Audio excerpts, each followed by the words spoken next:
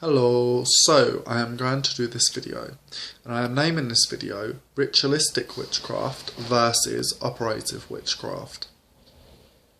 Towards the end, this is going to be my own personal opinions, and it's also going to be a bit of advice for people that are starting out in witchcraft, or people that are in witchcraft as well, that I feel they may need to hear, really.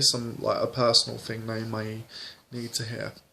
So, before I come to a conclusion about this, let's just explain the two. Now, in traditional witchcraft, magic tends to branch out into two, witchcraft tends to branch out into two different areas the majority of the time. One being ritualistic witchcraft, and the other being operative witchcraft. Now, to put it quite simply, ritualistic witchcraft is all about preliminary preparations in order to connect with the spirits and in order to help and aid the witch in their ritual or their rite. It can also be rituals to connect oneself with a godhead, with a particular deity or a particular spirit. Sometimes there is an action, what's known as treading the mill in traditional witchcraft, and it's where there's a certain ritual to do, but it is where you basically attain ecstatic trance and connect with that divine through that ecstasy.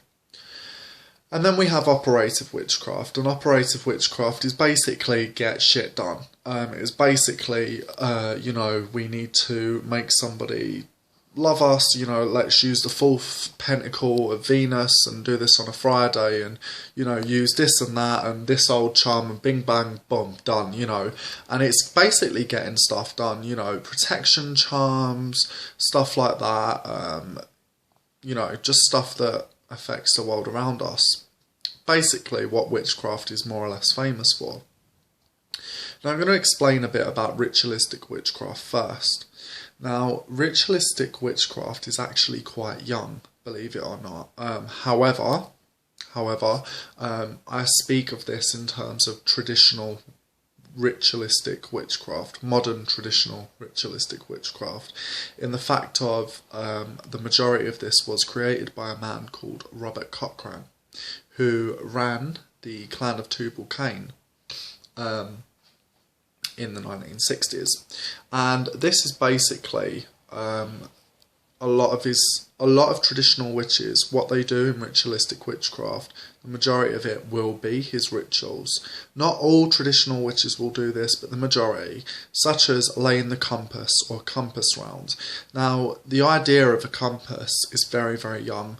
A lot of people think it stems back to, the 12th century or whatever. It doesn't. It's very, very young, 40, 50 years, if that. It's quite young, and was created by Robert Cochrane.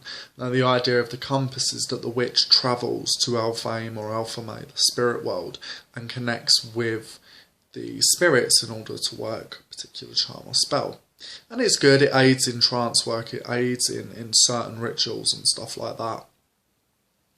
Next, there will also be something called treading the mill, which can do a couple of things. It can build up and raise up energy, such as like raising a cone of power in Wicca, or it can also burn open a porthole. Some people use it for that, for opening up a porthole.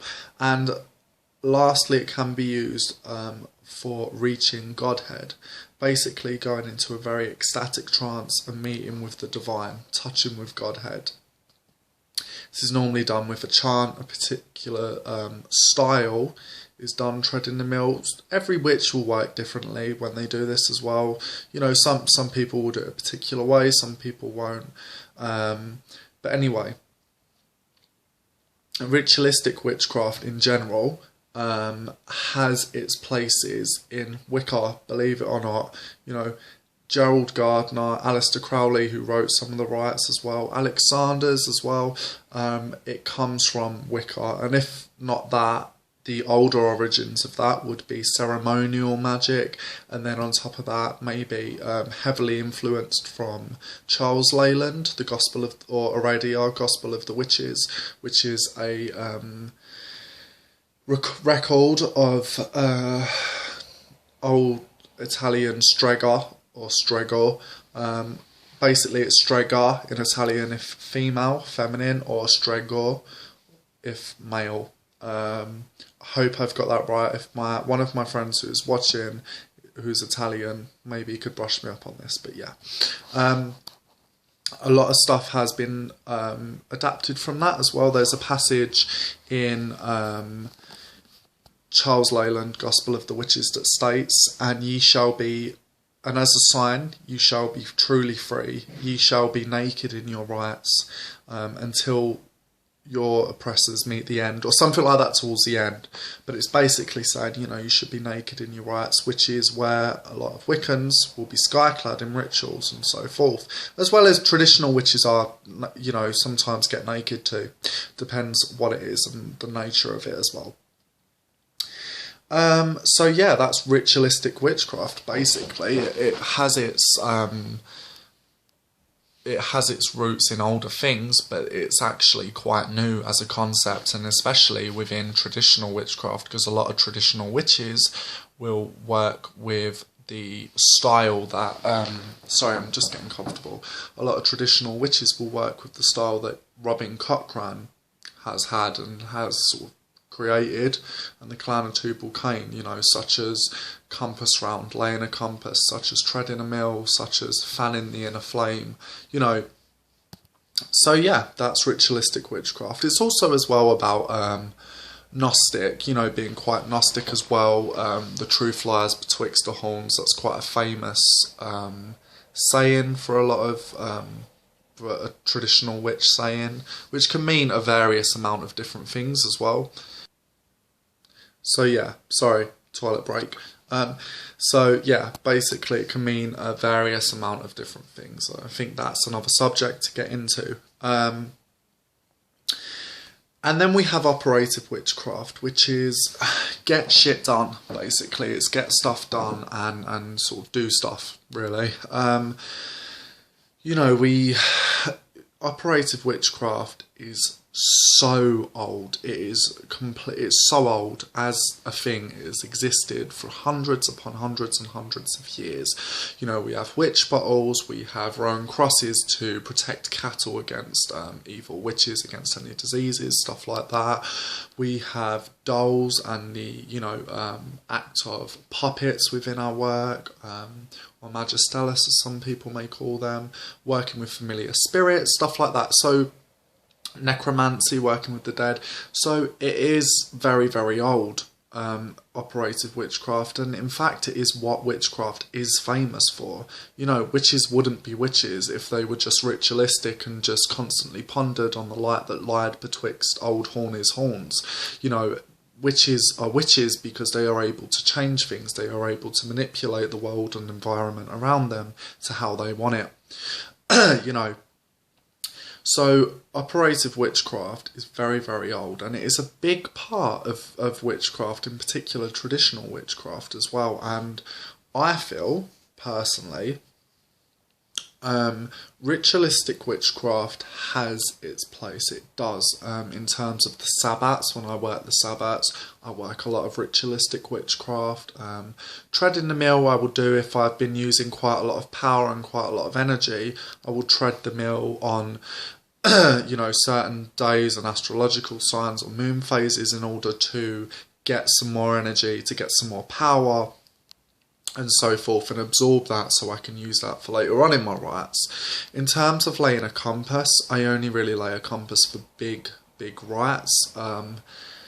There's a miniature version of laying a compass which I use. Yeah, it's ritualistic witchcraft to me, to my practice personally, plays a part, but not as big as operative witchcraft. You know, I'm a witch, I change things, and I feel a lot of traditional witches can get stuck in this phase of ritualistic witchcraft all the time. You know, so there will be some people that call themselves witches that constantly practice ritualistic witchcraft and tread the mill and stuff like this, but don't actually do any witchcraft and just stay really Gnostic and, you know, write poems about the witch god or the Queen of Alpha May or various other spirits of pantheons and stuff like that. And to me, it's, you know, you need, in order to practice witchcraft, you have to make things happen. You know, that's one of the main objectives of witchcraft, is to make stuff happen via supernatural force. In fact, that is the definition of witchcraft in the dictionary. A man or a woman, a person using supernatural spirits or supernatural powers to change things. So, yeah, also it can mean, like, via maleficia, like via malevolent intent. But yeah, I feel that a lot of the times operative witchcraft gets thrown to the corner and it's all ritualistic witchcraft. As witches, we need to realise and we need to know that we need to practice folk magic and actual magic. You know, we can't be doing ritualistic witchcraft all the time and pondering of the light between old horny's horns. You know, you're not achieving much, you know. And I'm not saying do magic 24/7, I'm not saying that. But what I am saying is practice really does make perfect. Yes, ritualistic witchcraft is magic. You are incorporating magic into that. You're building magic. And again, it does aid good practice, not disputing that. But we need to realise, in order to change the world around us, operative witchcraft is a really big thing and it should be valued a lot. You know, where traditional witchcraft lies, operative witchcraft is its fundamental source. We know about traditional witchcraft through operative witchcraft. We know about it through the historical charms that have been left. We know about it through the historical artefacts and spells that have been left and documents, because of operative witchcraft, you know, and the witch trials and stuff like that. It's all because of operative witchcraft. It wasn't because somebody trod the mill or laid the compass, you know. So again, ritualistic witchcraft is good, you know, nothing wrong with it. But just be careful that you don't get stuck in a loophole where you constantly work ritualistic witchcraft, because first and foremost, witchcraft should be about results, you know. And as I said, I am not disputing the, you know, the, validity. I've probably so got that wrong. I've been, like, working all day, I'm sorry. But I'm not disputing how, you know, prominent that is and how powerful it is. I'm not, because I've had moments when I've worked ritualistic witchcraft that has been really spiritual. You know, sabbats, in terms of working ritualistic witchcraft, I've had moments in sabbats where I felt completely, you know, treading the mill, and I felt completely at one with Godhead, with the gods, with deity, with the spirit of the witch god, with the spirit of Canunus, of Old Horny, you know, with the spirit of the queen of witches, you know, with the spirit of my familiar and the ancestors and the old ones, and had really amazing, beautiful moments. But again, know that operative witchcraft should play a majority in it. That's my personal opinion, but I do think a lot of witches need to focus on this a bit more. So anyway, over and out, and peace.